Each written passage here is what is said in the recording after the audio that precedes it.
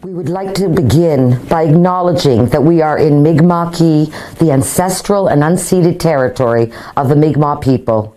We are honored to work and serve on this land. reachAbility stands with protesters across Canada, the United States, and across the globe, demanding an end to police brutality and racism. We acknowledge the deep and powerful challenges faced by the Black community in Nova Scotia, Canada, and beyond. Black Lives Matter.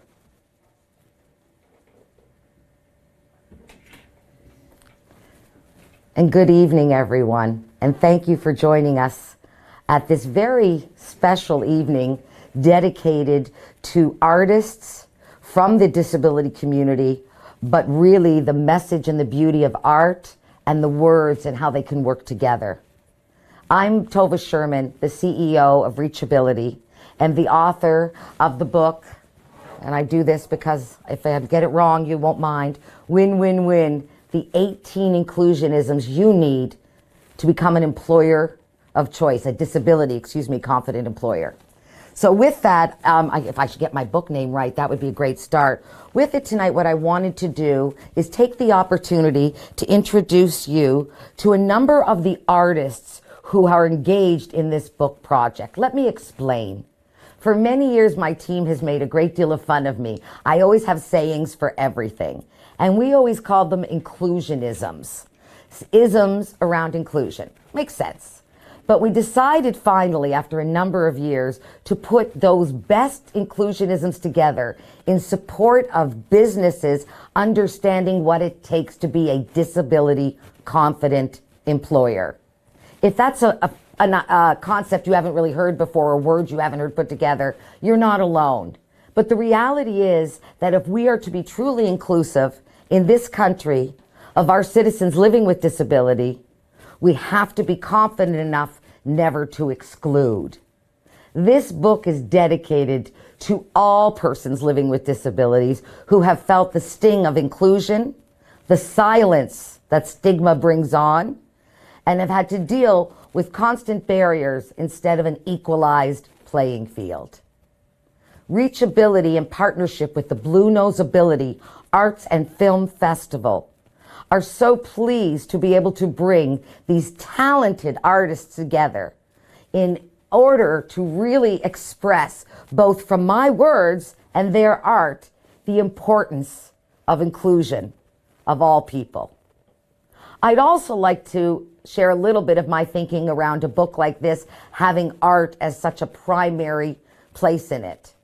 I believe firmly that, like any other pursuit in life, artists from the disability arts community deserve a monetization of their work. Sometimes we feel like somehow because the person has a disability, their work doesn't have the same value. Au contraire, in many ways it has more. But what we're here to talk about today is the importance of thinking about artists with disabilities when you, as a business person, as a disability confident employer, wishes to perhaps add something to your lobby or create a whole new look. What you want to do is think about inclusion beyond just the hiring, but also in everything you do as a business. And this book is dedicated to all of the people who wish for that to be the case. Anyone who believes in the importance of including persons with disabilities. Anyone who believes in equalizing the playing field for all of our citizens. And that is what Win, Win, Win is truly all about. We're going to visit all of the artists I could gather up on a Zoom call one at a time based on, again, the order of the book. We're going to walk through some of the isms, but also really tonight I want to hear from those artists and what inspired them, and really talk a little bit about the process. Each artist has a different, unique medium. Each brings something different and unique to that medium.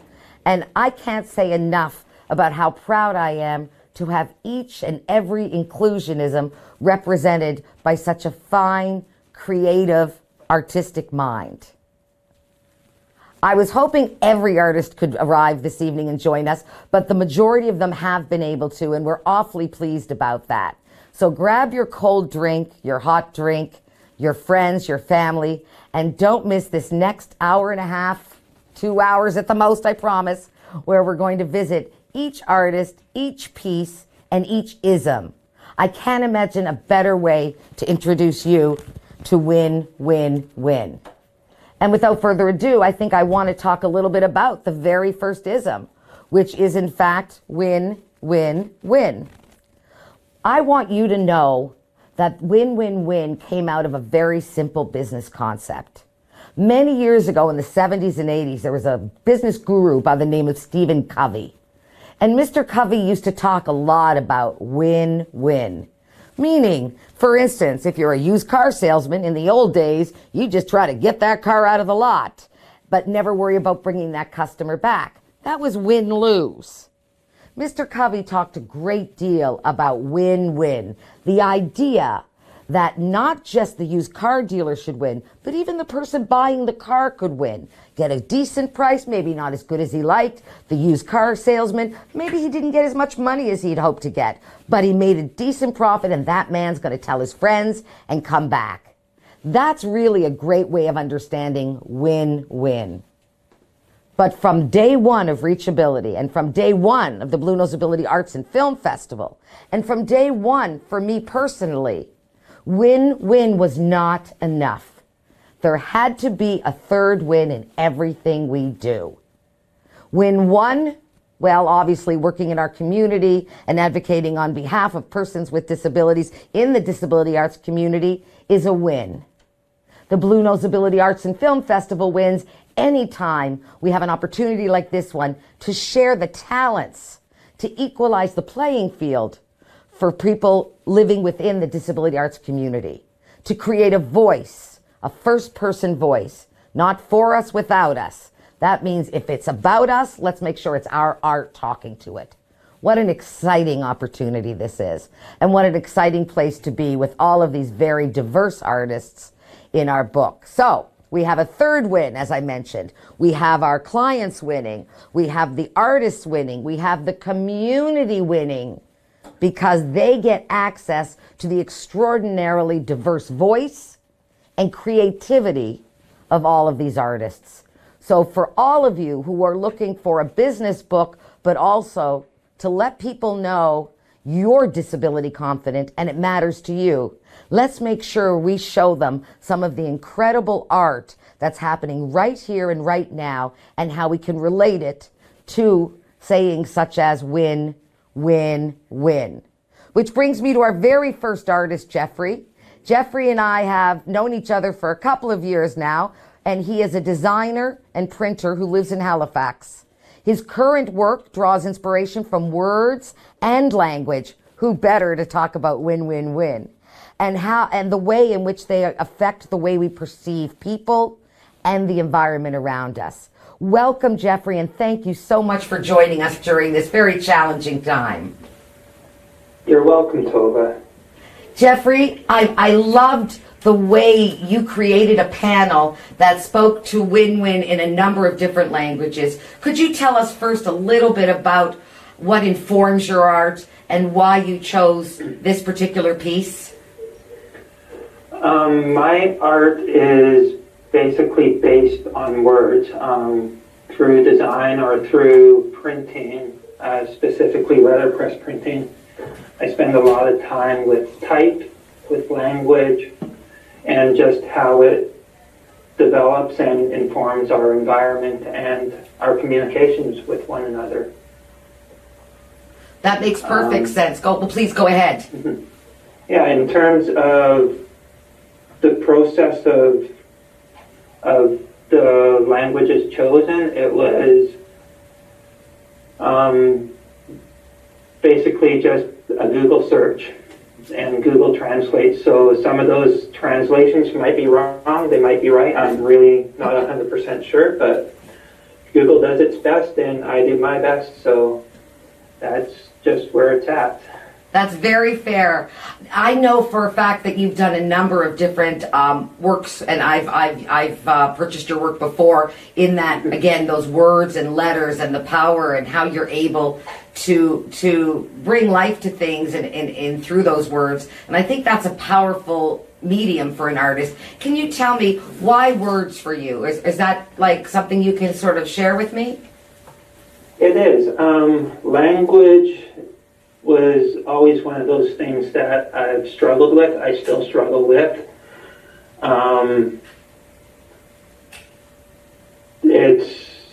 So there's just this keen interest in how people interact with language and how they use language to express themselves, which was something that I always struggled with. I'm the type of person who sits on the edges. I'm more of an observer, and my interactions are quite introverted with people. I'm very quiet, quite shy, and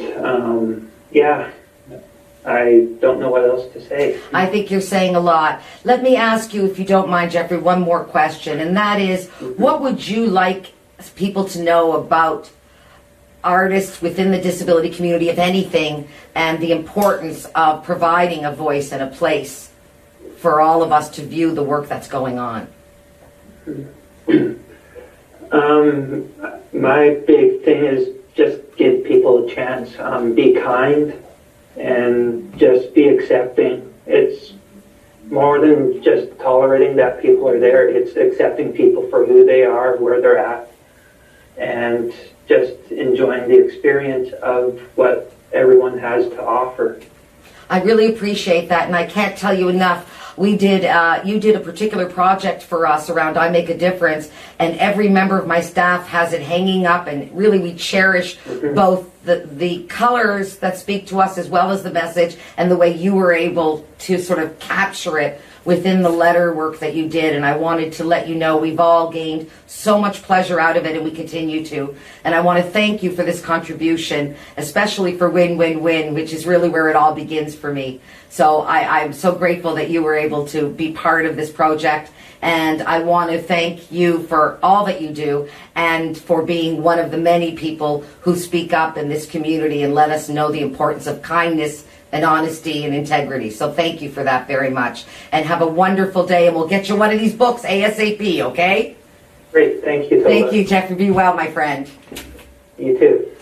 So thank you so much again to Jeffrey, because really I can't imagine opening without something that's extremely powerful. And I have found his art from day one to be extremely powerful and for me personally, really impactful. One sometimes thinks, well, it's letters, but he has had a very adept, in my opinion, just at bringing a tremendous amount of emotion to what one would think of as being, well, just letters. It's so much more. So again, I thank him for that.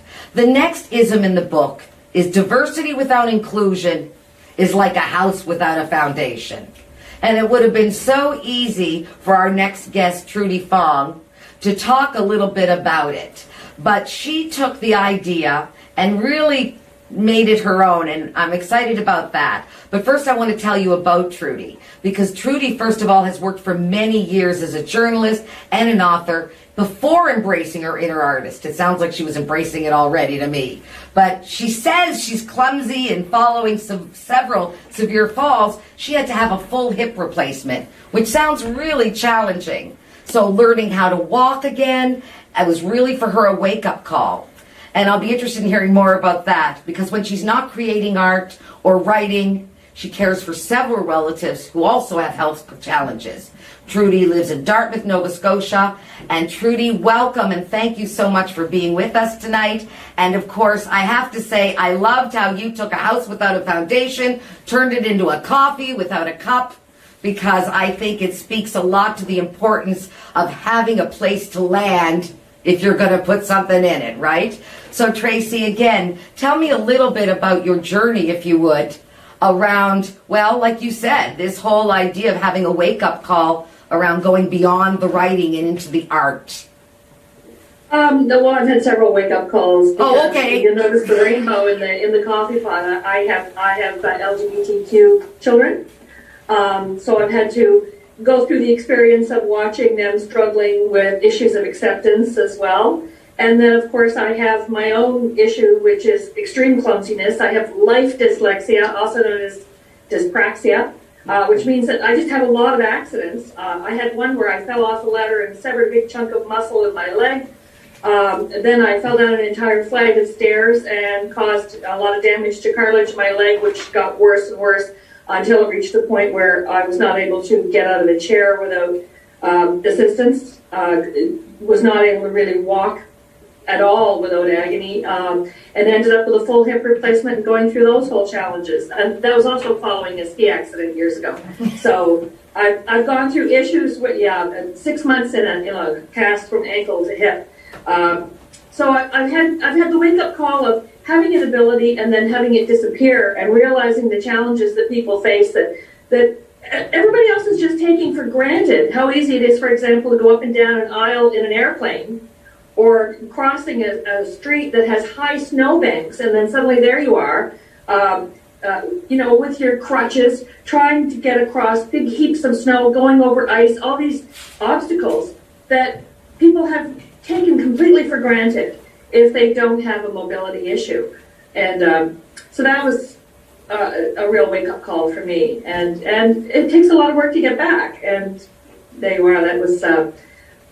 I guess that was my inspiration. Well, I really appreciate that, because I don't think we always consider how maybe not perceiving oneself as living with disability and then, of course, experiencing that. Often we just assume someone was born and that was it. But what I like about you, Trudy, is that you're bringing this newfound sort of like light bulb effect. Here I am, and now I'm going to take it. But why did you go from writer, who to me, by the way, I will not underrate the writer in you and say the writer is a great artist as well, but what got you going into more of a visual art approach?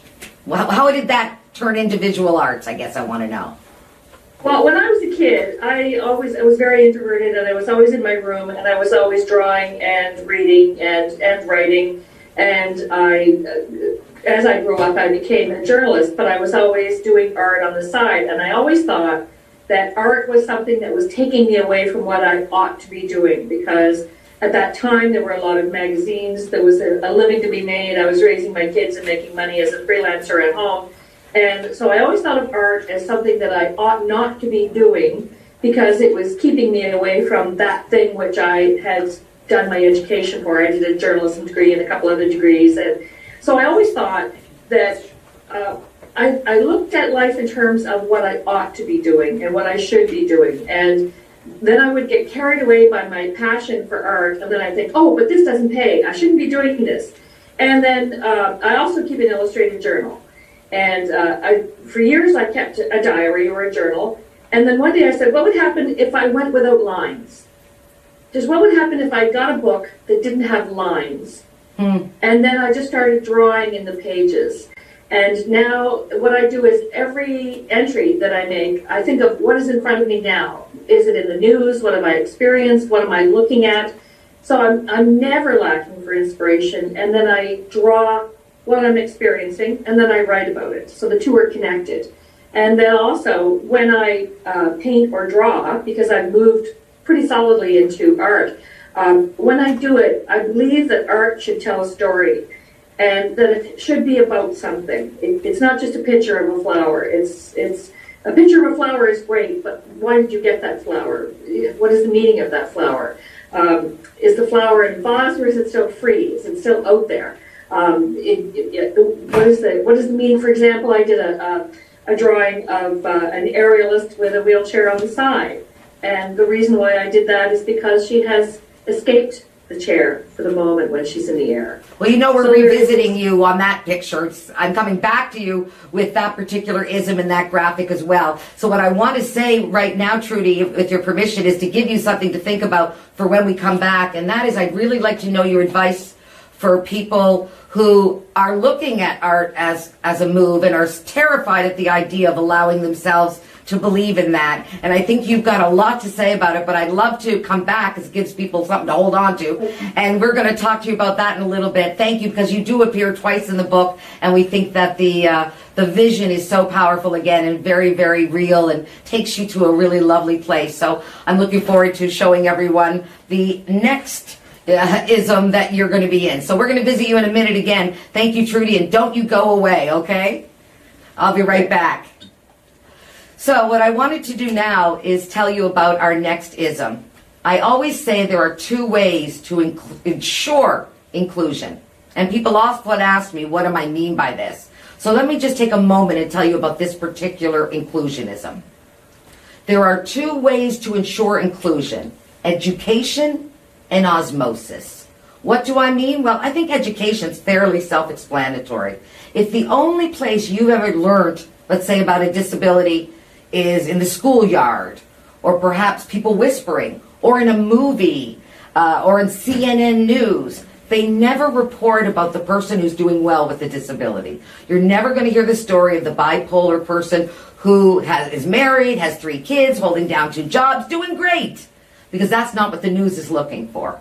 So if our education around disability comes from the news and the schoolyard, which can be a very cruel place, or whispers at home about the silly cousin or whatever it is, I can assure you that is not going to build disability confidence in anybody. So education is clearly very important. But I also wanted to explain that osmosis, and what we mean by that here is that I often, when I do training across Canada, and I talk about inclusion and the ease of working with people with all types of disabilities, I can always tell if someone has worked alongside a person, for instance, who uses a wheelchair. I might be talking about something as simple as sitting next to a person who uses a wheelchair, so they don't have to crick their neck all day talking to you. And I'll see someone in the crowd doing this.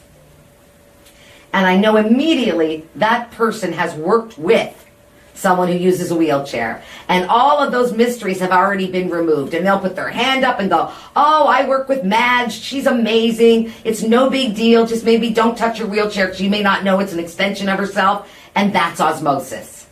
You remove so much when you combine education and osmosis, but without either, you cannot be disability confident in your workplace.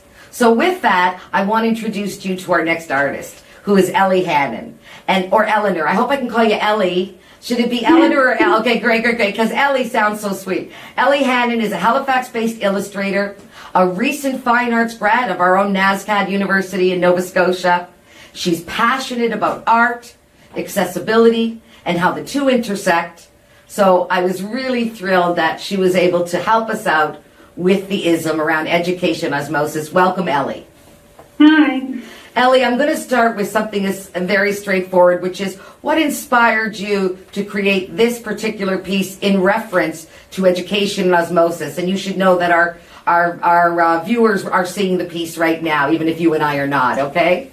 Okay.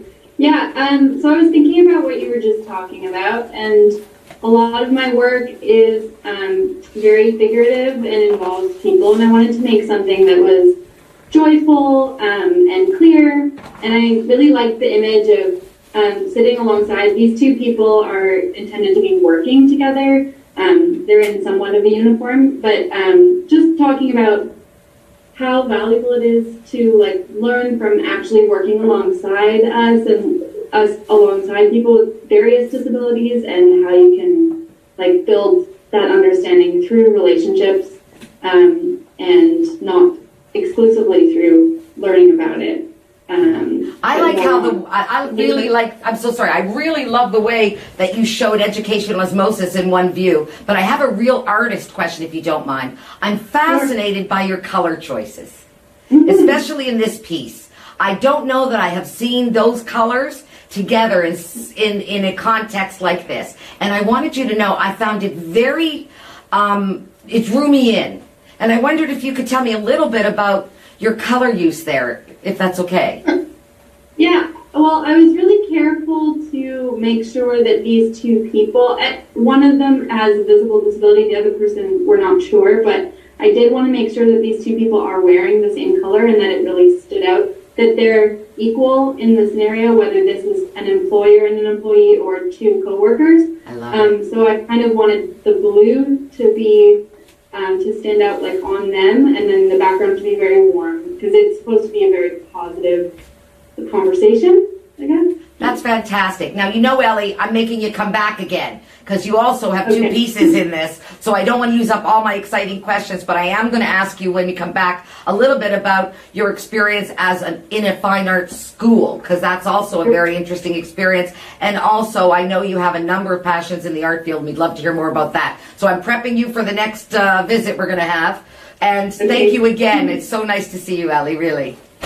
So I wanted to give everybody a heads up because the heads up, that's like a funny little saying, because we're now going to look over my head and behind my head, if you're on my screen, because we're going to be visiting Lee Crips. And I just want to tell you a little bit about this particular ism.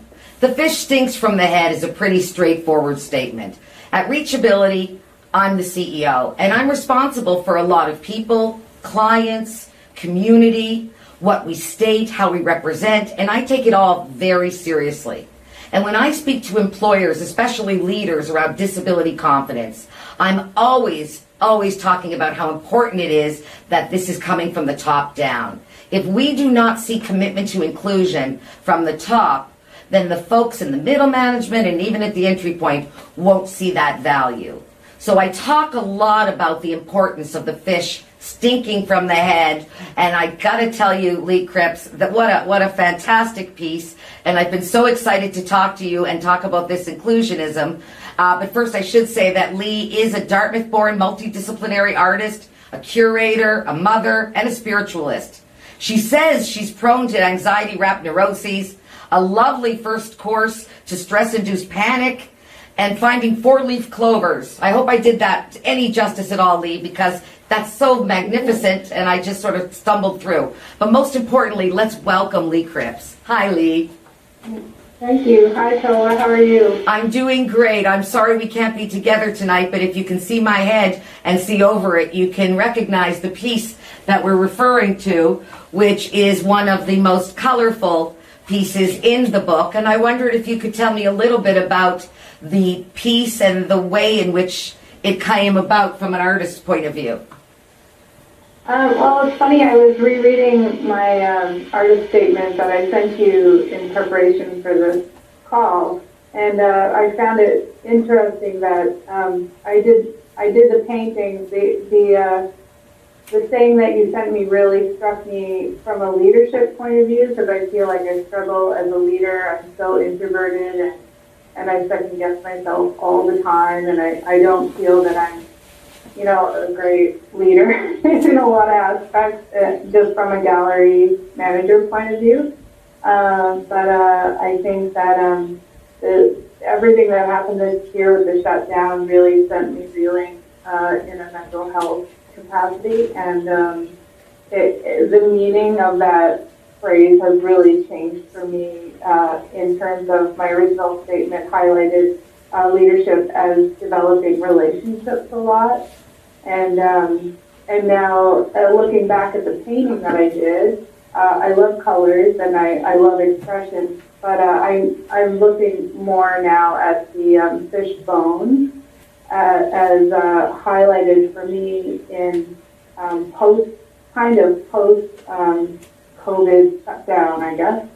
And I think, it's so funny how we're so prone to judge people on the surface when there is a lot going on underneath the surface that I think a lot of people do hide when they're relating to each other in public or within their families or friends.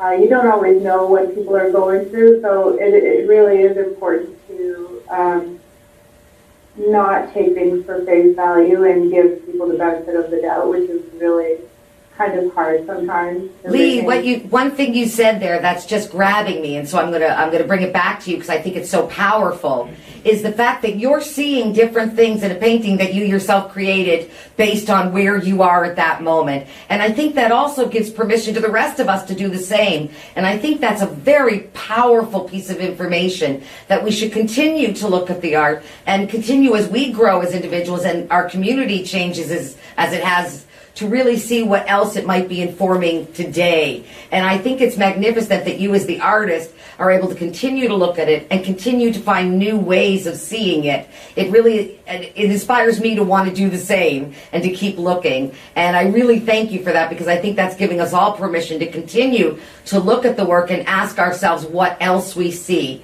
Now, Lee, you and I are visiting each other, I know, again, because you have two pieces in this book. And so I want to save something for a little later, but I'm really excited again to talk a little bit more to you about your second piece and what drove that. And again, a little more around your color use, because you have some of the most dynamic and beautiful color combinations. And I have to really say how much I appreciate that and have enjoyed it. So hopefully you won't run away from me and stick around just for a little bit longer, and we'll be coming back to visit you. Okay? I thank you so much, Lee. And I love the rooster behind you. We're going to have to talk. All right. Thank you again to our friend Lee, who will in fact visit us again later in our conversation and later with some of these isms that we're discussing from the book Win, Win, Win, the 18 Inclusion-isms You Need to Become a Disability Confident Employer. There's no way to talk about inclusion and not talk about stigma. Stigma really, for me, exists in silence. And that's where its power is. Because as long as we're not talking about inclusion and fear and issues and things we imagine, the myths around disability that we've created because of the sources of where we learned it, which we talked a little bit about earlier. So to me, a statement like stigma's power is in silence is very powerful and very important. And I'm really, really glad that Lindsay Reed joined us, because Lindsay uses art to express that internal experience as a way of sharing her perspectives with others. As a person who has a traumatic brain injury, her art is really expressing her experience of having a disability that others simply don't see. So welcome, welcome, welcome, Lindsay Reed, and thank you. And wow, nice hat. Got to get me one. That's super sharp. I'm not going to say the word Halifax around you there, Dartmouth lady. I know the deal. Lindsay, I was so impressed because your piece speaks to a lot of things. And I wondered if you could tell us about it rather than me trying to pull out of you, because right now everyone watching us is seeing that piece. And if you could assist us in really understanding what your messaging is rather than me trying to tell it and probably making you very unhappy with my ruining everything. So Lindsay, tell me a little bit about what that artwork meant to you.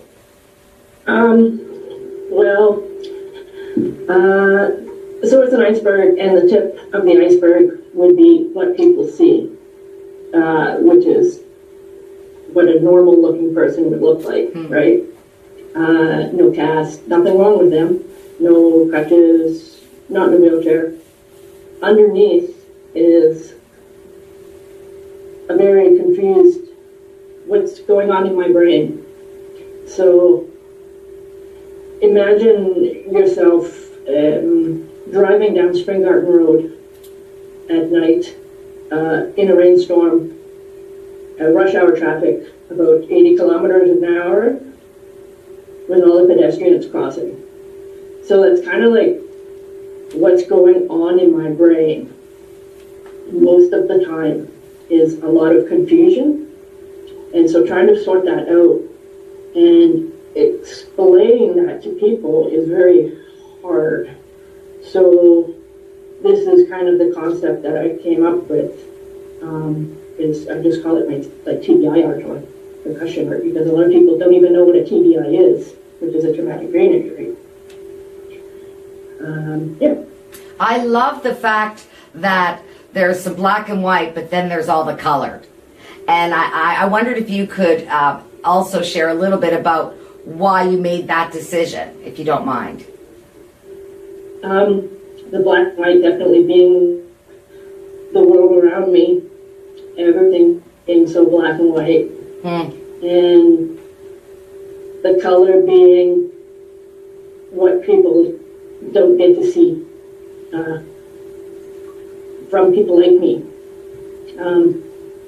from who I am or who I was to who I am now. Like, it's hard to express, right? Right. So with all the color and joy that I do have, it's still there. It's just hard to get out. So my art helps me to kind of explain that to people. I really appreciate it, and I think that it's a piece that speaks to exactly what we're talking about: the power of judging people, the power of assuming you understand, the power of believing that you know what to do and you know what's going on, but really not necessarily knowing it all. And I thought that there was such a deep intelligence in your piece, because it spoke to the fact that we have to stop looking at just the obvious, the chip. You know, people, they say, judge each other within the first 7 seconds of meeting each other. And I thought about that when I saw your piece, because I thought that's about 7 seconds worth of a person, and then there's this whole incredible human being, right? So it really rung so strongly to me, that idea of the 7 seconds, or how quickly we judge, and how so much more is there. And as long as we're not talking about it, the silence and the stigma is winning. And I think that your piece demands conversation. And for that reason alone, I thank you very much for your contribution. And I think that it comes across very powerfully in both your use of color and your decision on how to go forward with this saying. So thank you for your time. I'm really excited to get you to sign the photograph in my book. I'm going to bother you all somehow. I don't know. We're going to wait for COVID, or I'm going to have somebody go bang on your door and with a pen and ask you to just sign and run. I promise it won't be a blank check. It will be the book, okay? So I want to thank you for your time, Lindsay, and thank you again for your contribution to this important work. All the best to you. And that was our good friend Lindsay, who really has contributed some exciting ideas to the concept of stigma and the power of stigma and how it sits in silence. Look, the next ism I want to talk about is a fact. I don't even know if it gets to be called an ism. It's just a fact. And the fact is, every one of us will have had, has, or will have a disability in our lifetime. I don't care if it's episodic, you had a ski accident in Vail, or something a little more serious. The fact remains, as we age, not just our bodies, but also our brains age. They're all organs. So the idea that we have had this ability to stigmatize, and the idea that we're judging about disability when in fact it's everyone, just makes me crazy. So I was so glad when Susan Macleod drew a particular piece for us that is so interesting around these some older adults that were basically, I think it was your parents, but let's welcome Susan, because I don't want to get this wrong. And she's writing this wonderful graphic memoir about communication failures that plagued the family through the years, and I just don't want to mess this up. And Susan, I'm so excited to hear about it. Why don't you tell us a little bit about what you were thinking and how it related to everyone has had, and will have a disability, and then I want you to go right into what your project is, because I'm excited. Thank you, Tova, and it's a real honor to be here and to be included in the book, and it's so nice to see all the other artists as well. So this sketch is from a series I did in nursing homes, and I shepherded my mother through 9 years of long-term care, right from assisted living to a nursing home at the end when she died at age 99. And I was rather shocked at the kind of care that is given. It's excellent clinical care. People are fed, but there's, in our experience, we've found a real dearth of compassion and of seeing people as people instead of things that needed to be processed every day with so much funding, which was never enough funding, of course.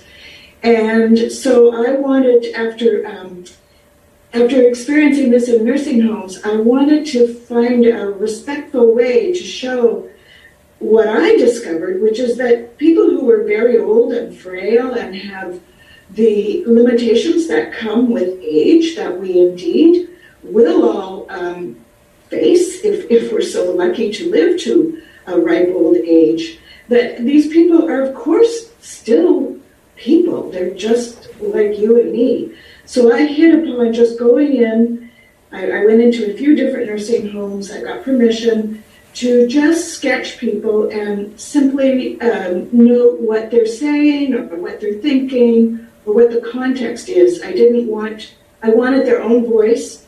I didn't want to put a layer of interpretation from me onto it. I wanted to show them as people very much alive and who have a lot of rich memories and experiences to share as well. And this particular couple, they lived together in Northwood. I can't go into nursing homes now because of COVID. I was with a person who leads Elder Dog, and what she's trying to do is bring dogs into nursing homes so that they actually, at some point in the future, will actually live in a nursing home and provide the kind of companionship that people really need there, that their funding doesn't allow from other humans. So that was a really great project. Now, my graphic memoir is called Dying for Attention. It's a graphic memoir about nursing home care, that's the subtitle. And I'm making it humorous, but it's my experience with my mother through these 9 years of long-term care, through all the catch-22s, all the absurdities that the system throws up, how difficult the system makes it for people employed in the system to be compassionate. And the irony is that at one point in my career, I was the government spokesperson, defending the very policies that as a user I now saw as quite inhumane. And as is not uncommon when you have a parent declining and in care, our family had conflict. So I'm looking at that in a funny way in my book, and my book is interspersed with research that shows why compassion is so important, how families fall out and why, and what can be done about it, and just government systems. I have to tell you what I loved about your piece in particular was the lightness of the color and the way that you drew the characters for me made it, I could imagine seeing your graphic memoir and being able to go through this difficult stuff even through the humor, because the art itself lightens the subject to some degree, and I wanted to acknowledge I found that to be really a refreshing and helpful almost in terms of, again, when you address difficult subjects, sometimes things don't necessarily have to be dark in order to absorb them, and I just found your freshness and your color use was really, really, I thought, important to keeping us able to get the message but still feel that little bit of whimsy that you clearly have in the things that you talk about.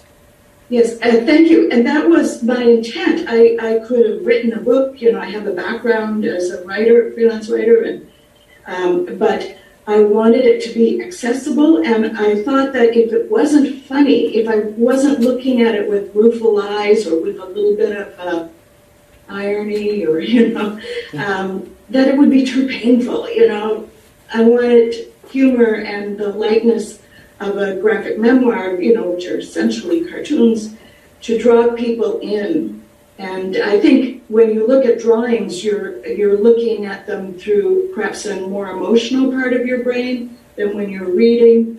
So I wanted to use that to access that part of the brain in the readers. I really appreciate it. And as you know, that was part of our goal with this book, was to bring both the words and the emotions that only art can, in my opinion, bring forward to go with these messaging in hopes of even impacting on a number of levels, whether consciously or not necessarily as consciously, but the idea of utilizing all of these ways to bring in the message on a really deep level. So, Susan, I want to thank you for your work, and I'm really excited to be one of the first to purchase your graphic novel, memoir, which I'm very excited about. So thank you very much for joining us, because it means a lot out to us that your piece is in our book. So Comes out next October from Conundrum Press. fantastic. You heard it here first, Conundrum Press. Thank you very much. Now, at this point, I want to just keep rolling because there's a lot of artists and a lot of inclusionisms. And frankly, I want you to know I used to believe that we were like IKEA furniture, that maybe we could come with instructions. And it took me a very long time to understand the power of the fact that people don't come with instructions. And that's our next inclusionism. Because basically Reach was built on the very idea that each person has to have an individualized approach. Just because you meet Tova, who lives on the ADHD spectrum, does not mean you then know everything someone with ADHD spectrum might experience. We're all uniquely different.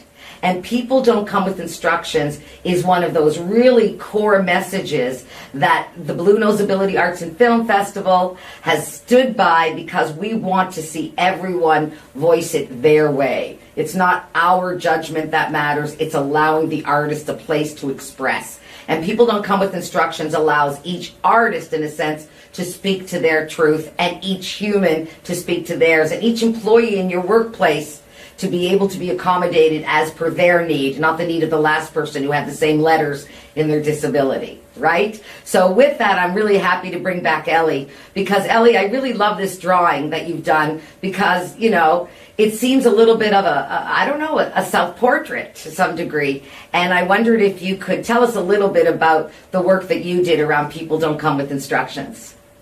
Yeah, hi. So I did take this opportunity to make a self-portrait, and I did want to take it a little bit literally as far as my drawing approach. So I made essentially kind of a blueprint of myself. And then some accommodations, it's a little tricky to see, but some accommodations I particularly might need if I'm having a bad day. And I was just thinking about it from that point of view of, yeah, you can't assume to know or understand someone's needs without relating to them on a personal, individual level. And as a person with invisible disabilities, I felt it was a good opportunity to, as many of us have, to explore that and just show some things that you might not see that I need on a given day. That makes a lot of sense. I guess what really interested me was your decision to also do kind of versions of that. And could you help me understand, is there any, maybe I'm putting too much meaning in everything, but is there a meaning to two standing, one sitting? Yeah, well, I mean, one of the accommodations for me would be sitting. I deal with a lot of pain, and so the first is a more obvious way that you might be able to tell that I'm hurting, which is when I have to wear a sling. And then, like, you might not see anyone given medication. And then the second one is a more obvious, like, needing to sit down and rest and take an out. And that's something that I experience a lot in the workplace and in school. So. You know, Ellie, my husband particularly loved this one, and I'll tell you why. He lives with invisible disability, and he always says that people just assume because he's a burly guy, even if he tells them straight out, I have physical issues, I can't lift over a certain amount, they tell him, he tells them, and the next day it's like, well, you can do that. Do you find that frustration if they don't see it, they don't know it's there or believe it's there? That's got to be so frustrating. What is frustrating is the exhaustion that I'm sure a lot of us feel constantly announcing ourselves and self-advocating in situations where people will assume that you can do things outside of maybe your comfort level or ability, and then having to point it out. And sometimes it can be easier for someone like me to maybe let themselves get a little bit hurt or a little uncomfortable rather than always talking about it. And I feel like that frustration is real. Yeah. I always feel like if somebody says you look great, you want to say thank you, but that doesn't mean it's not true. And I just think the importance of people not coming instructions, especially for people with invisible disabilities, is so important because we can't possibly know. And we have to believe that no one would want that to be going on. And I think for employers in particular, it's an extremely important piece to think about, is that although it might seem like we're all the same or we only have minor differences, we have to get to know each person. And remember, we are not IKEA furniture. We do not come with instructions. And certainly, I think that your representation of that was really, really, really on point, on mark. So thank you very much for that as well. I think it really just comes down to communication with an individual, especially as an employer, making sure you really understand the people that you're working with. And thank you for the opportunity. That. No, we've enjoyed both pieces that you were able to contribute, and I think that they lend a great deal to the overall. So this time I'll really let you go. I'm very grateful to see you a second time, and of course we're very happy for the contribution that you were made, and thank you again. We'll be talking to you soon, I know that, Ellie. So take care of yourself. So I want to tell you a little bit about my mom, because my mom is really my muse. Surely my mother is nonverbal. She actually lost her voice box and her esophagus to cancer. So she doesn't speak regularly. She uses what we would call a servox, which is like Stephen Hawking, I am fine, hello. And I always say she sounds smarter anyway because she sounds like Stephen Hawking. But more importantly, when my mother first had her surgery, I always remember trying to understand what she was saying. I couldn't, and so I'd start to pretend I got it. Like, yeah, Mom, no problem. I got it. And I always remember my mother stopping me one day and going, Tova, when you pretend to understand that which I am telling you, and it's not really what I'm saying, but you're going, yeah, what you're telling me is what I've said isn't important enough to ask. It's not even important enough to be uncomfortable and have to ask me again. You'd rather just, yeah. But that's my dignity, she told me. Dignity, plain and simple. And there's no better example of that than my mother Shirley. And that's why this ism is in there.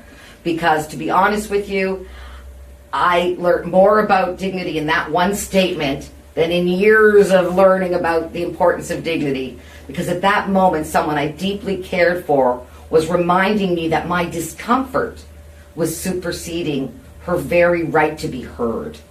And we can never, ever let that happen. And the sooner we realize that, the sooner we'll address it. And so I'm really pleased that Kathy did this really interesting piece around dignity, plain and simple. She is, in fact, a Nova Scotia designer and illustrator. She says her goal for work is to present information visually, to create content that literally fosters understanding. This project unveils disabilities and calls for understanding. And Kathy has dedicated this work to her friends, her loved ones, and all of those who balance daily, literally, sometimes on the edge. So is Kathy going to be joining us?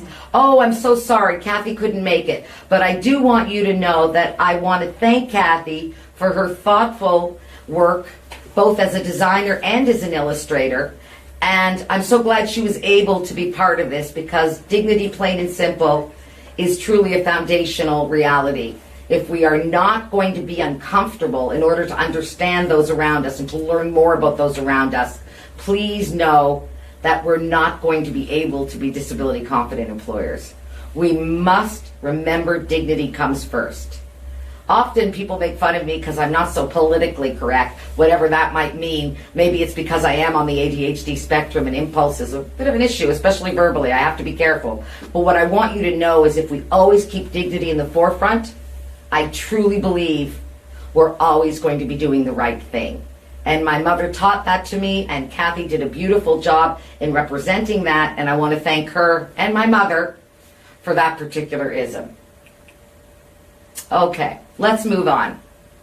Another artist who unfortunately couldn't make it tonight, but I'm really pleased was able to participate in the book, is Dorothy Ann Brown. The saying is, in fact, just because you don't see it doesn't mean it isn't there. And I know there's a few of us, including living with disability and visible disability, who understand that. I mentioned earlier my partner, but the amount of abuse that he received for looking like a linebacker, but having broken his back in a car accident is beyond belief. Because people didn't see it, they thought he was faking. even his friends, people he knew his whole life, would talk about how this one guy could really work the system. It broke his heart. It broke his heart that not just his workplace questioned him, but his family and friends, because just because they couldn't see it, they assumed it simply wasn't there. And so many of us can relate to the loss of dignity we experience when people think of things that way. So Dorothy Ann Brown is really informed because she's a former healthcare manager and nurse who had to leave work due to the cognitive effects of multiple sclerosis. She's a fiber artist, she's an embroiderer, and she's a freelance writer. And really, Dorothy Ann wanted us to tell you all that her MS has caused some real strong cognitive and mood changes. And even though she often appears fine, she wants all of us to know that's not always the case. Her piece is meant to really illustrate the hidden but still present brain changes in people who, like her, live with damage to the brain, those living with PTSD or trauma, depression, MS, or any brain injury. Let me be very clear. I think that the work that Dorothy Ann did to represent the brain and the way the brain is and how different it can be, even though we don't see it, reflects all the way back to one of the other pieces where we got to see a little bit of peeking and realize that we're only seeing a little bit of things, right? So I really felt that this was a beautiful piece, and I know that you're getting a chance to peek at it now, and I loved the multimedia nature, the depth, the texture that this gave, and it really made me think about the many ways the brain can look. And I think it should bring a level of reflection, because just because you don't see it doesn't mean it isn't there. So Dorothy Ann is missed, and so is our next artist. Someone that I've spoken to in the past and I'm very fond of. I wanted to tell you a little bit about Nigel Beck. First of all, the ism I'm going to talk about in a moment. Nigel is a very accomplished photographer, and we actually met at a Blue Nose Ability Arts and Film Festival a few years ago.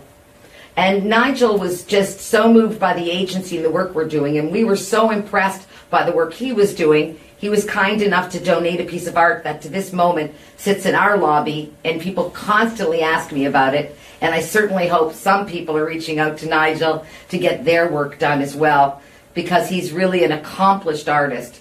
He's actually a Yorkshire, England native, a Royal Air Force veteran of 23 years. And then he moved to Nova Scotia in 2010, where he became a photographer and a mental health advocate. His photography, for me, it's solemn. It has a sense of loneliness that lingers well beyond the piece. And I think that, for me personally, his work is extremely moving. The art itself, well, let me tell you a little bit about the saying. I think that will inform the art. Screen in, not out. Okay, HR people, I know what you're thinking. In every course in university, human resource people, hirers, were always told to screen out. Meaning, if it doesn't fit the box, if it's not matching all the key words and phrases, get rid of it.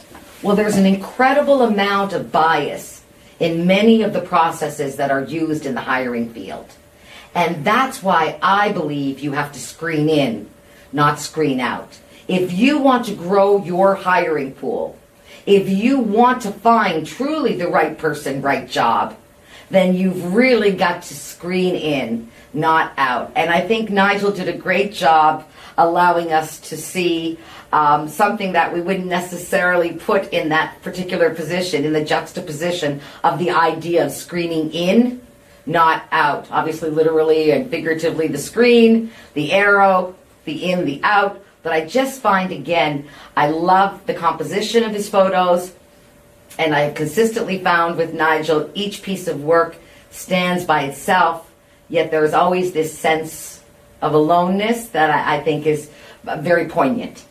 So I want to thank Nigel, who actually appears twice in this book, as do a few artists, as you know. Let's move on, because we have more artists to meet, and I want to make sure we have time for everybody tonight. And right person, right job is one of my favorite sayings because, well, it's so true. I have never asked anyone to put a circle into a square, to hire an artist to do your financials, and so on. I believe right person, right job. I believe that you use the right tool for the right thing. And I was so excited when I saw Megan McDonald's approach to this, because she's a textile artist and a designer living in Halifax, Nova Scotia. And her creative practice includes making versions of everyday objects through alternative materials. And I was really excited about how she took the idea of right person, right job, exactly where I was imagining it, which is, again, the right tool for the right project. The whole right person, right job idea is the conversation around sustainable employment. If you're going to hire the wrong person, it's not going to work out and nobody wants you to. But if you're not to engage everybody and ensure that you didn't exclude someone because you couldn't pronounce their name, or perhaps they walked with a slight limp, or spoke with a slight lisp, those are not reasons to rule out, and you will be missing the right person, right job. So Megan McDonald, I know you're here, and I cannot tell you how much I love this piece. I know you and I fought over it for a while because I wanted to take it home and put it in my pocket and hoped you wouldn't notice. But the truth is, I really want to hear a little bit about why you chose to make this piece in response to right person, right job. And of course, I really wanted to know a little bit about what informs your art, because you do use so many different textiles and surfaces, and it gives so much dimension and interest to your pieces. So thank you for being here, and I want to hear all about this piece. Thanks, Tova. So I really like taking an everyday functional object that most of us, I think, would recognize, probably held in our hands before, and then reimagining it in a different material. So for this piece in particular, it was part of a larger sort of body of work that was full of all kinds of domestic objects that are created through embroidery. So I used this dissolvable material. It looks really like a piece of plastic, but when it touches water, it disappears. And I use that as a base for embroidering with a sewing machine. So I essentially embroidered onto this plastic material. I stitch so much through my own threads that it really creates its own quite robust textile. And then when I wet it, all of that stabilizer dissolves and I'm left with just the thread. But it's really strong enough to become its own object. And creating this, it's quite three-dimensional, and there are brass rivets that go through. So all of the sections that would typically move in and out in a regular steel pocket knife still have that function and ability within this textile version. What I loved was the idea that, for me, it was like this Swiss Army knife where you've got 50 tools in a knife or something, and each tool has its own purpose or purposes, and it just seemed really to scream to that whole use the right person for the right job, the right tool for the right job, and there's so many different ones that could be used in so many different ways once you get creative enough to think about it. It doesn't always have to be done just that way. And I just thought there was a lot of different interpretation that could be taken. But I must say that the way in which you make these textiles is so incredibly fascinating to me. And I was so excited about this particular piece because I hadn't seen anything quite like it. And I'm so interested in the way you used the metal, if I'm using the right term for metal, or the metallic strings. I don't know what to, sorry. But I just thought it's so beautiful and it really drew my eye in. Is there anything you want to say about it in relation to the statement, or maybe I'd like to hear a little bit from you about the power of art to impact these statements? For you personally, being in this book and having the opportunity to take that messaging to another level for people, what's that doing for you, or why is that important to even include art, do you think? Well, I think that fit in general is so important. I'm sure we've all experienced in so many different ways, a situation that's great for us and a situation that isn't so great for us. For me, I think about times that I've felt a lot of fit in my life was when I was making things, or when I was in art school, for instance, finding those scenarios where the skills that I have could really be used, be appreciated, where I could grow and develop. And so for me, I think using art to, just for personal reasons, to be able to continue that great feeling is really important to me. And I've also been able to work in scenarios where I'm often sort of introducing creative practices to others and watching how maybe someone who doesn't feel like they have a lot of skill, or it may not be something that they've included in their life in the past, have really taken it on board and kind of blossomed and enjoyed it. So I think that, we talk about fit, of course, being important, with sort of the book, right person, right job, but also thinking about how we can all kind of continue to develop skills that maybe we didn't know we had before. And I think for a lot of people, creative skills are an area that can be continued to be developed and are so rewarding when it is. I often say art equalizes the playing field for so many of us because the school tended to be very black and white. You had the right answer or the wrong one. But when we get into the arts, and that's why the Blue Nose Festival, truly, the Blue Noseability Arts and Film Festival really exists because of that belief that we need to have places for all voices to be heard. We need to understand that art informs and brings out the emotion that maybe these statements wouldn't be able to bring out. And I think that the matching of these and the ability for people who might face other barriers to express themselves through art is so incredibly powerful. And I think that's what, I think your piece really represents that very well. And I want to thank you for that and for contributing to this, because I do think you were able to really capture, I think, what we're trying to say about both being inclusive, but also understanding that right person doesn't always mean the traditional right person. It can also mean being a little more creative about what that means. So I thank you again for your time, Megan, and I'm really looking forward to seeing more pieces from you since I couldn't get my paws on this one. So we'll have to talk later, but I wish you well, and I thank you again for your contribution. Thanks so much. You take care. So the next artist is someone that I've worked with before and I continue to work with, and I'm certainly very pleased about that. And it relates to a particular statement that I make a lot, and it's specifically around the idea of accommodation. The truth is that over 65% of all people in the workplace in Canada require some form of accommodation. Frankly, I think it's higher. That's the ones talking about it. And this particular inclusionism really addresses that. It's revise, revisit, reassess. And what we mean by that as an inclusionism is the idea that we can never just say, oh, I gave you your chair, I gave you the accommodation, I gave you the window, I gave you the typewriter, whatever it is. Oh my God, I've just aged myself terribly. More importantly, something a little more modern. And the idea is we check back. How's it working? Well, it's actually good. Maybe it was something for your leg which broke, but now your leg is better. You don't need it anymore. If we're not revising, revisiting, and reassessing accommodation, we're not taking it seriously. And taking something like that to an artist must seem a little difficult, but Heidi Hallett had no problem because she's a mixed media artist with an incredible passion for art journaling. Having a daily art practice is key to Heidi's own well-being and management of her illness and her anxiety.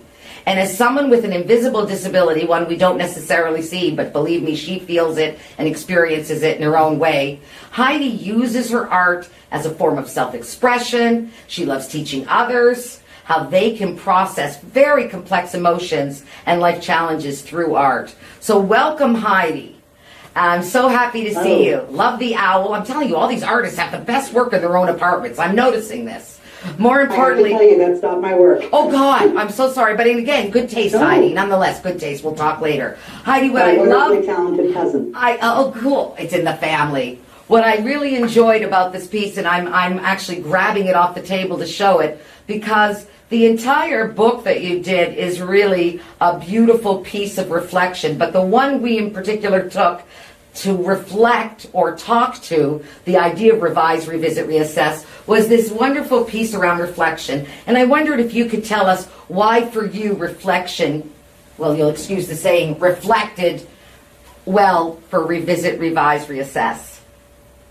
Yeah, well, I was working with the theme of reflection, and I was actually hand cutting these letters out of silver metallic paper because I wanted to see the reflection there. And one of the things that so often happens when I'm working in my art journal is that I get halfway through something and it takes me down a whole different road. You know, I revisit it, I reassess, and then I keep going.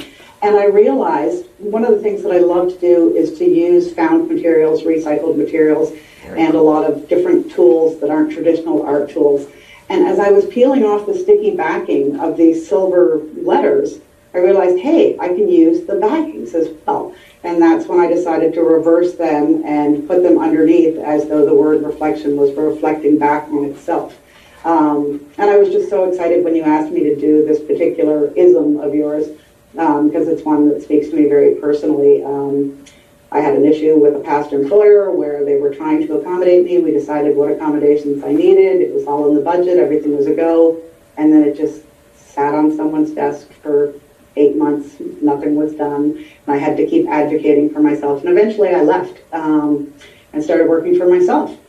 So That's pretty good reason. Wow, I feel like very psychic. But no, I really just am very glad you had the opportunity to not only reflect on this, but I keep wanting to say that because you did this great piece of our reflection, but also I think your honesty and your capacity as an artist to speak to the importance of art as a cathartic tool, as really a survival tool, is something that we can't ignore. The talent aside, the importance of this work for the very essence of the human being doing it. The importance, and I'm going to ask you about this, Heidi, why is it important that your piece is right now in this book? Why is it important to you? it's important to me because I think, just looking at us all gathered here this evening, it's so wonderful that you've brought us all together, and everybody, it's such a diverse group, and everybody has so many different talents. And like you said in the beginning, you don't always know what's going on with somebody else. You don't know what their many talents are, and you might stop short based on whether you spot a physical disability or challenge they have, or it's the case with myself and some other people, it's an invisible disability that people may or may not understand, may or may not believe. So to be a part of this book was very, very personal for me. And as you know, I love working with the reachAbility group. I love working with all of your clients. As you mentioned earlier, I love teaching, and I really believe that there is an artist in everyone, and that art is so cathartic, it is so self-healing, and especially right now at a time like the pandemic, we just all really need that. And as a form of self-care and mindfulness for me, it's what gets me through day to day. Even though my daytime work, my other business is creative in nature as well, this is just such a part of who I am, and it's how I share myself with the world in many ways. Well, I really appreciate it, and I'm always a big appreciator of any time someone takes something that someone else threw away and reuses it, because I'm obsessed with regifting. Although my family and friends give me things and make me promise not to regift, forget it, they're getting it. It's regift time. But more importantly, I really want to thank you, because I think your commitment to the community of persons with disabilities and the arts community is really unwavering, and I think we're all very lucky in this community to have you as one of those many advocates for that. And you and I sit on a couple of little groups together, and I'm always really impressed with the contribution you make, both from your heart and from your art. So, I'm going to quote that one later. But I want to thank you for that, Heidi, and really looking forward to seeing you again soon, because I'm always inspired by what inspires you. So we'll see each other soon. I'd just like to briefly share, these are the journals I've made during the pandemic, all made from please show us. Wow. And all full of my every little bit of angst and emotion that I felt over the last 8 months. So I love next that. time we get together in person, I'll bring my journals. I definitely have to get a closer look at that. Thank you again for your time, and I know that everyone will see, revise, revisit, reassess with that piece of reflection, and looking not only at themselves, but how others see them and how others see each other. And I think there's so much going on in that movement around the reflection, and I'm excited that people have an opportunity to, think about it a little bit. So you take care, my dear. We're going to be in touch soon. I know that. All the best. Great. This is so fun, meeting all the artists and chatting with them and getting to talk about the book and all of the isms. And I want to tell you that our next ism is one of my favorites, and my good pal Lee Crips, who I was talking to earlier, has come back. Thank you, Lee. One of my favorite sayings in the book, Lee, maybe because I just love the alliteration, but pitch, don't bitch. And what I meant by that is all about problem solving. Sometimes as a group, we just run into the next person's office and go, what do I do? And my feeling is that as a leader, as from anywhere, we have to show through example the importance of pitching, not just complaining about something, but having a solution in mind, whatever that is. And I was really glad that we chose this piece by Lee, because in particular, I have to tell you, I love well, actually it's right over here, but I love the colors. I love the use of the crow. I can't believe how I feel like I could touch his fur, like on the crow. It's so beautiful and interesting. And I wanted to ask you, again, Lee, as I've probably been bugging you a little, but with the pitch, don't bitch idea, a crow, help me out. Tie it in for me, because I'm not the creative one here. Well, crows, I love crows, and I use them as symbology a lot in my other artwork, but they're very community-oriented. They are known for their, territorial and very family-oriented. They stay together with their families for years and years, and they're lovely and wonderful and magical. And for this piece, I thought it was appropriate because, anyone working in an office environment will appreciate sometimes it can get a little toxic, or people complain too much, and then starts the ball rolling, and the complaining just kind of snowballs, and it doesn't do anyone any good. And this year, especially, I was diagnosed with anxiety, depression, and ADD. And sometimes the atmosphere around me can really affect my mood, and that's probably true for a lot of people, regardless of a diagnosis. But I just feel that in a supportive environment, we can all thrive no matter what. And really, community support is so much better than just complaining, gossiping, or whatever the case. And crows are a great symbol of community unity. I know that they're a very powerful symbol, and at the same time, I also know on the flip side, people think of the noisy crow, and the, like you said, the caw. So I wasn't sure, like, if I was just inferring all my crow issues because he's always outside my window making noise. So I actually was immediately drawn to the fact that it's often for me like a crow, not in the ways you were thinking. But I think it's funny how we all look at it, and isn't that the idea that we should interpret not what you wanted to say, but what it says to us. And I think that's the sign of true art, right? So it's pretty exciting.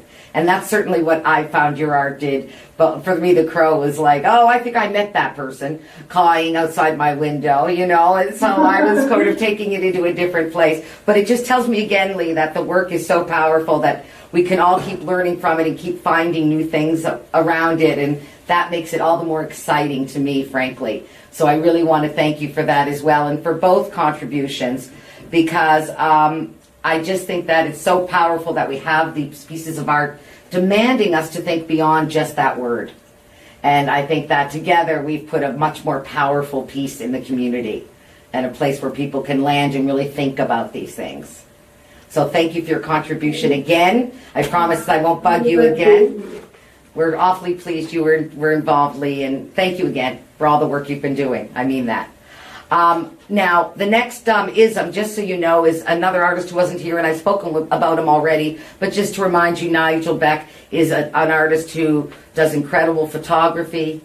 And for me, Nigel does a great job in capturing, again, the solitary nature of the message. So, one might think, well, what does an architectural barrier, an attitudinal barrier have to do with a phone? But actually, this is all around the communication piece, because the fact remains that people believe that if we could just remove the lack of a ramp, everyone's welcome. When in fact, it's not the architectural or ramp or the height of the desk that really makes us feel left out. It's the attitudinal approach. It's this belief that somehow those of us living with disability don't have as much to offer as anybody else. When in fact, we already know every one of us will be one of those people at some point in our lives. So the idea that we're allowing this stigma to continue, the idea that we're allowing these myths to permeate, is what's so discouraging. And I think Nigel did a beautiful job when I started to talk about these architectural barriers. Although they're important, it's really the attitudinal ones that need to be removed. I think that this piece allows us a moment to really reflect on what is he saying, why is he saying it this way, and it allows us to spend more time on the message, which is it's the attitudes. And where did we get these attitudes? Where do we buy into these myths? And can we show emotional intelligence and properly move our unconscious bias out of the way when in fact we're in this headspace of, well, I did the architectural thing, I put in the ramp, so I'm good. It's simply not enough. And that's why this ism is in there. And I do thank Nigel again for putting his very powerful photography in place to get us thinking even more about that. We must be getting close to one of my favorite gals because she works for me, I can say that. And this particular artist is someone that I respect on so many levels, but we're going to talk to her as an artist tonight, not as all the other things she does for reachability and for BAF, of which we are incredibly grateful. The ism is, I want to make you bolder, not better. And this can often be misconstrued, so I really want to take a second and tell you what I mean. I am not your therapist as an employer. I am not going to solve all of your problems as an employer. But I am going to give you the tools to allow you to be bold, to speak up, to contribute your creativity, your capacity to the understanding of the whole team. That's what inclusion is. And although sometimes people go, what do you mean you don't want to make them better? I'm not going to solve your issues. I'm not going to be your therapist, but what I am going to be is an employer who gives you the permission to be bold, that gives you the capacity to speak up with a creative idea and not be afraid of being shut down. Because if we keep shutting down creativity, I can assure you that business will fall behind. It is the diverse ideas and the creative ideas that are brought to the table by our diverse employees from diverse backgrounds with all kinds of unique experiences that make the difference. So let's welcome Tara Groot. And Tara is an interdisciplinary artist living here in Halifax. She's passionate about art as a tool for people to connect both to themselves and each other, and that the difference it can make on an individual and community level when we speak through art. She's done some really interesting art installation work around Bath at Blue Nose Ability Arts and Film Festival. She has brought such a sensibility to the whole project.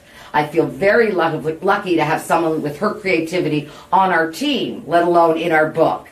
So let's welcome Tara.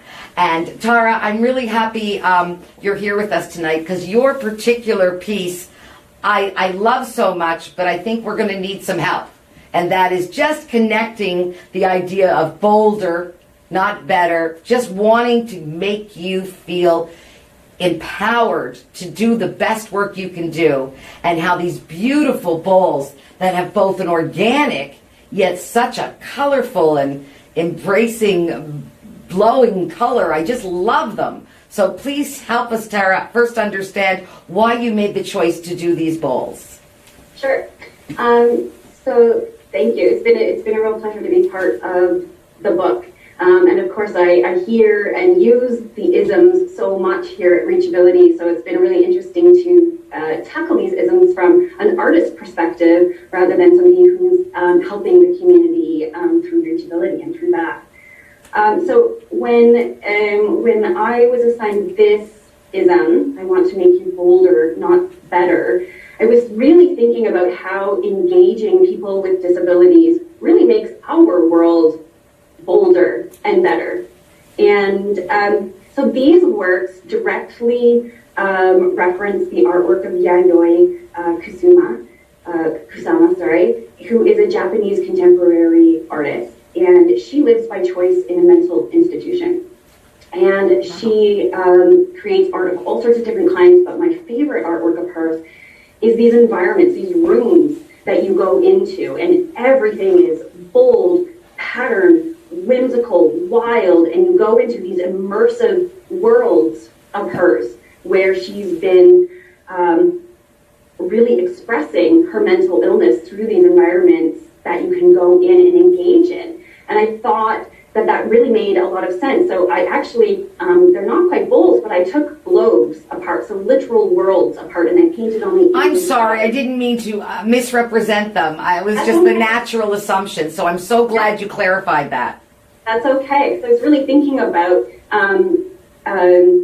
this idea of immersing, or this world inside of a world. And now we may not be able to cure disability or certain disabilities, but we can engage those who live with it. And in that way, we empower and enable all people to participate and contribute very valuable perspectives that truly enhance our world that we live in and work in.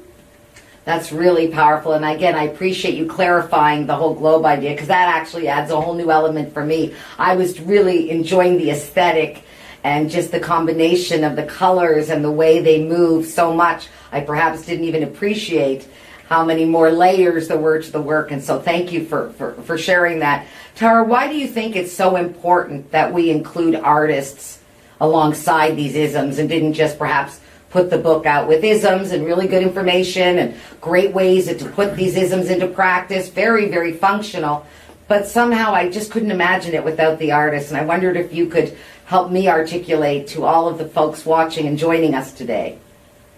Well, I think it goes back to the fact that we all have different voices and we all have different perspectives, and artists happen to be really great at visually representing different perspectives. And of course, somebody who's living with disability is going to have yet again another perspective from somebody who does not. And so I think it's really important for disability to speak on disability issues. And so the fact that we have a great community of artists who relate in some way with disability, whether that is visible, invisible, whatever kind it is, I think it's important that these isms are spoken about by that same community, and it helps to bring another perspective to the audience that you're trying to reach. I really appreciate that, and I appreciate all the work you've been doing on behalf of the Blue Nose Ability Arts and Film Festival all the time, because you are truly a creative inspiration to the rest of the team over here, and you keep us imagining things differently, and for that I'm very grateful. Thank you for joining us again, Tara. And I wanted to move to our next ism because it's one of the very first ones I ever came up with. And it was so simple, but yet it mattered so much to me. And that is simply the word stay curious. And I don't mean the kind of curious where you go, what the hell's wrong with you? That's not curious. I mean genuine curiosity, where you really wonder what's happening, where you really want to understand, not just want to rush through it, much like I might have done with my mother, where I didn't give her the dignity to really be able to say what she meant. And I think stay curious is very much a part of understanding what other people need, how to address it, listening well, and showing the level of emotional intelligence that is required in leaders if we are going to be removing the kinds of biases, whether conscious or unconscious, that exist in our workplace right now. And I was so pleased that Kristen Carter agreed to join us and take on this particular ism. Kristen is, in fact, a Nova Scotia artist who lives with an invisible disability. They started drawing as a way of coping with school and to improve their memory. And I want to thank Kristen and welcome Kristen today. Hi there, Kristen. Thank you for joining us. It's so fun having all the artists here. Kristen, for me, this is probably one of the most whimsical and interesting pieces. And I just wanted you, if you could, to help us understand the relationship between this lovely piece and Stay Curious, and how for you this informed it. Okay. First of all, my name is Kirsten. Oh my God, I'm so sorry, Kirsten. It's my fault. It says Kirsten. I read it wrong, and I'm so glad you corrected me. So forgive me again. That's okay. So I find children and especially animals, they're always been curious and they'll always ask questions. A lot of times when you grow up or just you stop asking questions and you make assumptions. And I I'm dyslexic and I have a lot of social anxiety. And so growing up, people wouldn't ask questions or listen when I would tell them that I needed things repeated or I needed time to get my thoughts together. And they'd get mad at me. So that's just something that it will always benefit to stay curious even as you grow older. Our society moves forward by people asking questions, being curious about things, whether it be in technology or socially. I'm sorry, please continue, please. So in this picture, I kind of was just like thinking of the curiosity of children, kind of they're not just disregarding the dragon as another kite. They're actually like thinking and being curious and like, oh, what is that? And the little dragon is curious about the kite. She's not just ignoring it, and so yeah. I appreciate that. How much of an influence is anime art for you? Am I jumping a big leap here? But it gave me a feel like something similar in the world of anime, and I wondered if I'm way off base because obviously you're the artist, or if you have a particular affinity to anime, or it just so happens that's just my take on it, which by the way is also part of looking at art, isn't it? Everyone having their own take. I wondered what your thought was. Yeah, I've always had interest in like anime art and just cartoons in general and drawing like cute little cartoons or creepy cartoons. Sounds like fun, actually. For you go one extreme or the other. It's either really cute or really creepy. Okay, I'll keep that in mind. I'm really glad we went with the cute one. No offense, because I can handle creepy. I'm a big fan of Edward Gorey, I know, and that's some hardcore stuff, but I love the work. I really thought that, again, that whimsy you brought to the idea of curiosity was really effective. And I see people, when they look at the book, really spending some time on that piece of art and, again, allowing them to be curious and encouraging it, both through the art and through the statement itself, the ism and the explanation. And I'm really so grateful that you were able to provide this, because I think your perspective and your approach to it is uniquely yours as an artist, and that's something that we want to continue to promote, is the idea that there's such diverse artists with such diverse tastes, with so much to say. And for you personally, with this particular forum right now, is there something you want people to understand around the importance of art and the disability arts community for you? Well, art, in regards to my disability, has always been helpful.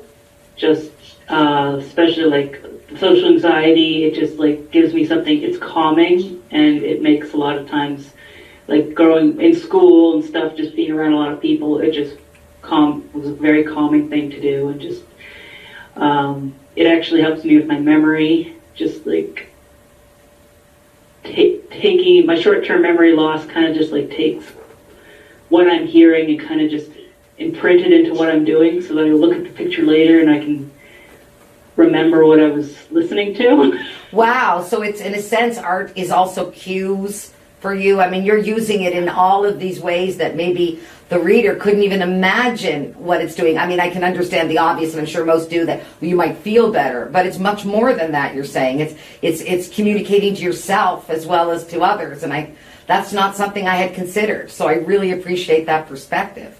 Thank you so much. And by the way, I just want to say, Kirsten, that I will not get your name wrong again, because it is a unique name, and it's a beautiful name. So thank you. And thank you for allowing us to understand just a little bit about how we might be able to stay curious, and not just with the saying, but with art like yours, and understanding all of the ways that it informs who you are and who you choose to be. So again, thank you for that and the opportunity to share your work with everybody, basically. So thanks again, and you take care. I got it down now. Thank you for the opportunity. No problem. So I wanted to get back to someone we visited earlier, because I think there's something, again, that Trudy Fong has to tell us. She also illustrated this piece for us, and I wanted you to know that I actually know one of the people in this piece, which makes me very happy. It features April Hubbard, who was in fact the Blue Nose Ability Arts and Film Festival ambassador. So not only does that really make it exceptional to me, but also I want to be clear that April, in fact, does perform with the Legacy Circus. So let's get Trudy back if we can and talk a little bit about this piece that does involve our own April, and perhaps allow her to talk a little bit to the inclusionism, which is working with people around inclusion might be different, but it is not difficult.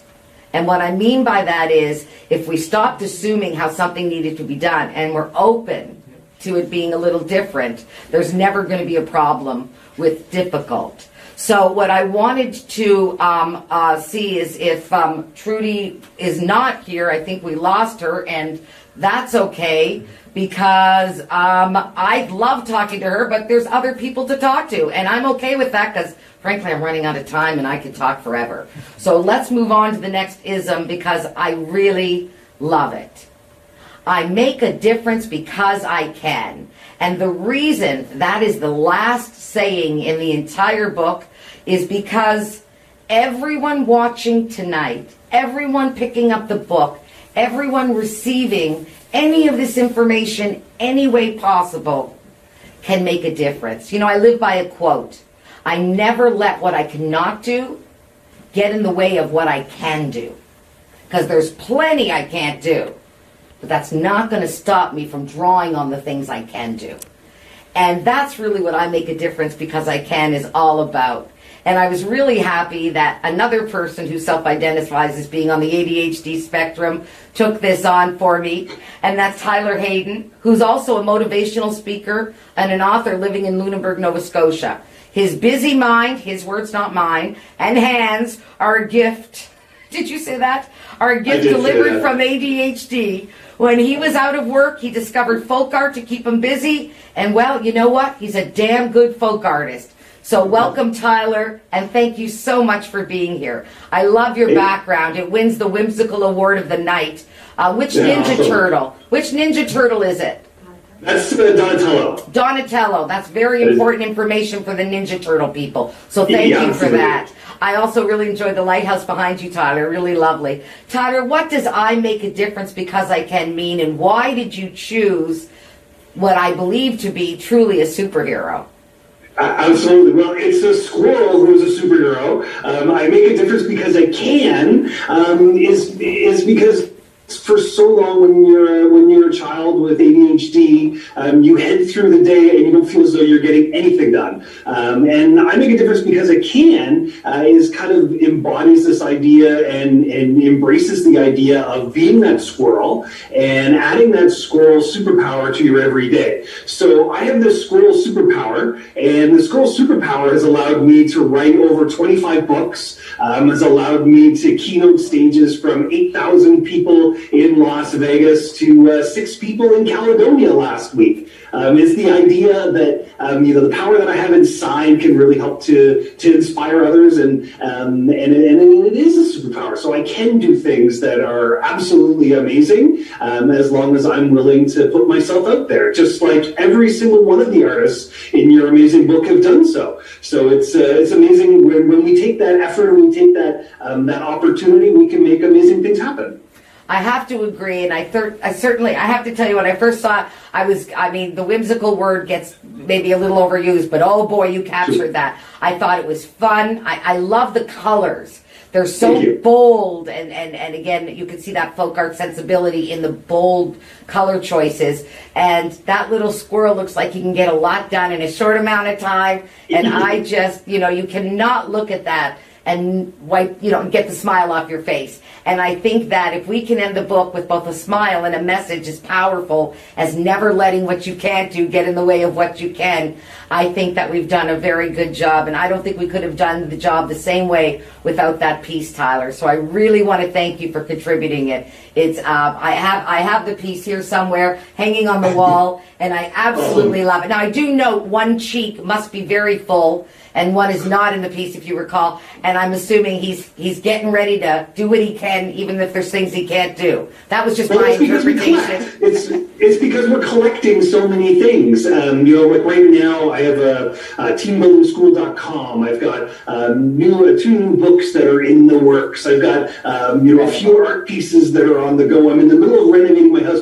All these things are inside my cheek, and eventually they become nourishment. But it takes time to get them out of my cheek. And for a while, we just store them there, and we just carry them around with us. And eventually, we gnaw on them, and they become nourishment. And that's just how we live. That's who we are at the end. And again, I can't think of a better way to end that book on such a positive note as that. And I think that again, the joy in your work comes out, and I want everyone to experience that same sense of joy, because there is a joy in being able to say, "I'll never let what I can't do get in the way of what I can." That is so empowering, and I want to thank you for your time and your effort, especially a guy as busy as you with as many projects, that you were able to join us tonight and be part of this artist conversation about the importance of inclusion and the voice that both artists can bring to that discussion, not just necessarily the written word. And for all of these artists tonight, I think there's an incredible beauty in each one of those decisions to how to approach this, how to go forward. I obviously want to thank every single artist tonight that could join us, and even those that couldn't, for allowing us to celebrate their art in this book and contributing in this way. I do have to say a special thank you to Government of Canada, Building Communities Through Arts and Heritage, because they've really supported this project of bringing all these artist voices together and putting them in front of people who often don't see them. And in my opinion, if we're ever going to talk about monetization of art with persons with disabilities, we need to get the people who are spending money on putting huge art pieces in their lobbies. I need them to meet every one of these artists. And part of this book is to bring that to every single business person, while giving the tools on how to be inclusive, while giving clear, ways of doing it in practice, allowing this whole other part of your senses to consider it through the eyes of the artist. And that's been something so exceptional for all of us. Now, if you're interested in pre-ordering a copy of Win, Win, Win, the 18 Inclusion-isms You Need to be a disability confident employer, then all you need to do is go to Amazon.ca, Amazon.com if you're in the States. It's a pre-order. It will be delivered by January. But if you simply cannot wait, contact reachAbility.org or go through bath.ca, and you will find links to reach out to us and get that book to you ASAP. As you can see, we've got a few copies with us now that we could perhaps afford. And for those of you who don't know, I just wanted to acknowledge that the cover itself is an amalgamation of all the art. And I think it's really, really clever, and one of our own digital youth worked on that, and I'm so grateful. And finally, all I can say is it's been such an exciting time for me to get to talk to most of the artists who contribute to this. It's so empowering to me to see how artists take the words that I think speak for themselves and actually bring new layers of understanding and new perspectives to it. Something perhaps I wasn't even sure that would happen, but it certainly did. I want to let everyone know that Nova Scotia is loaded with fantastic artists, as is the rest of Canada. And these members of the disability arts community have so much to provide. And I only ask you all to engage and consider and screen in, not out, right? Because that's how we all win, win, win. My name is Tova Sherman, and I want to thank you all so much for joining me for this evening of virtual and real art and artists and incredible voices in this community that each need to be heard. I want to say, hey artists, thank you very much for all you do. You're incredible, and we are all blessed here in Nova Scotia to have each and every one of you as part of our community. Good night, everybody, and thank you for joining us. Oh, wait. I had problems with connections and I wanted to speak to you just for a few seconds about art in general. I know I called on you. We found you. Yay, we've got time. Artists, my big closing is a halt. We need to go back because, is that possible, Trudy? Yep, you're good. Yes, it is. Okay. The thing is, that somehow or other, you know what you will notice that I had candles all behind me. Yes, you did. That was because I'm switching to solar power. Oh, yay. And so we had no electricity. So I set up a bunch of candles, and then I had my little ring light and a battery backup. And that's why I was peering. Trudy, all good. Why don't you wrap us up tonight and really tie together why this art is so important for this book? Because maybe you can say it even better than I can. Well, I've really loved everybody's art, and one of the things that I've discovered when I reintroduced myself to art a few years ago, because I kept thinking that art was something that was taking me away from what I wanted to do. And one of the things that I've noticed, I sketch everywhere. I'm an urban sketcher. And people can all look at the same thing and can come up with a completely different view. And that's one of the things that's most fascinating about going to a sketch out with other people, is that everyone sees the world a different way. And that's the wonderful thing about it. And I run across a lot of people who try to get involved in art, and then they'll say things like, oh, well, I'm not very good, or I didn't do it because I wasn't as good as the next guy, or all these other reasons. But the fact is that everybody's art is actually giving people an opportunity to see what's inside their head. When you write something down in a journal, it's a very personal thing, and that's wonderful. But when you're drawing something, you're also taking something from deep down inside yourself and putting it out into the world, right? And so when I meet people, when I meet another artist, and this is my journal, and I love that other woman when she showed all her pandemic journals. This is my pandemic journal, and it's all the stuff that I've been experiencing. Beautiful. While we're going through this, and it helps me to process. Like, this is New Brunswick inside of a snow globe, because if we're not all careful, New Brunswick could be trapped inside their own little snow globe all winter, right? So we feel things. And when I meet another artist, it gives me a chance to see what's inside their heart and what's in their head. When they show me their drawings, I'm communicating on a whole other level than verbally. And that is what art should be about, not about making money or being better than the next guy or comparing yourself. It should be about being able to take what's inside you and bring it out. And I didn't get a chance to talk about the aerialist, April Hubbard, but when I was asked to do some drawings for reachAbility, I thought of her immediately, because she has the courage to get out there and do aerial exercises and all that, flying through the air, something I wouldn't have the courage to do. So although she has mobility challenges, she has something that I don't have, which is courage. But I have it in my art. And I think it's the most important thing for us to have, is to have the courage to express ourselves and to put ourselves out there, and to not judge ourselves using this inner critic that can crush ourselves. I really appreciate that. And I also appreciate the fact that you're bringing together the importance to each of these artists of their ability to express, and then getting that work in front of other people. Because as you said, it speaks so much more than words. And I love the fact that we can all see something uniquely different and find something in each of these artists' work.